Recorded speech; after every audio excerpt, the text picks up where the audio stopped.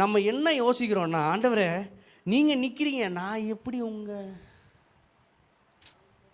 நீங்கள் சொல்லுவீங்க ஆண்டவரே, ஸ்டேஜிலேருந்து அவர் என்னென்னமோ பேசுகிறாரு, குறைவை காண மாட்டேன்றாரு, நீ பிரச்சனையே இருக்காதுன்றாரு, நீ அந்த வாசனை கூட உனக்கு அடிக்காதுன்றாரு. ஆனால் எல்லாத்தையுமே இங்கே ஸ்டேஜ்லேருந்து வர வார்த்தையை நீங்கள் எப்படி தெரியுமா இருக்கணும்?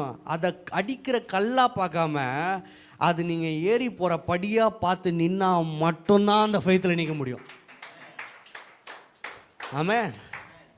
இப்போ இவர் நிற்கிறாரு, என்னால் நிற்க முடியாது, என்னால் நிற்க முடியாது. இவர் என்னை என்ன பண்ணியிருக்கிறாருன்னா, அவரோட ஷோல்டரில் போட்டு ரைட் ஸ்டாண்டிங்காக அவர் கூட நிற்க வச்சிருக்கிறார். உங்களுக்கும் எனக்கும் நிற்கிறதுக்கு எந்த பலனும் கிடையாது. நம்ம வீக் தான், நம்ம ஃபைனான்ஷியலி டவுன் தான், நம்ம மைண்டு கரப்டட் தான், நம்ம போகிற பாதை கரப்டட் தான். பட் அவர் நிற்க வைக்கிறது எப்படி தெரியுமா? எப்படி கிடையாது, நீ வா நான் நடக்கிற வழியெல்லாம் நட, அப்படி சொல்ல.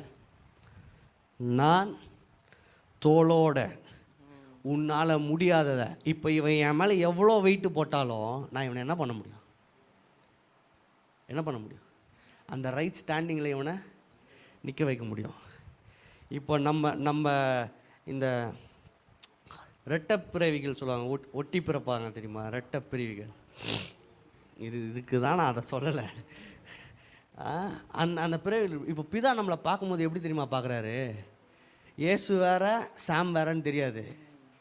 அவருக்கு 2 பேரை பார்க்கும்போது இயேசு மாதிரி தான் இருக்கும்.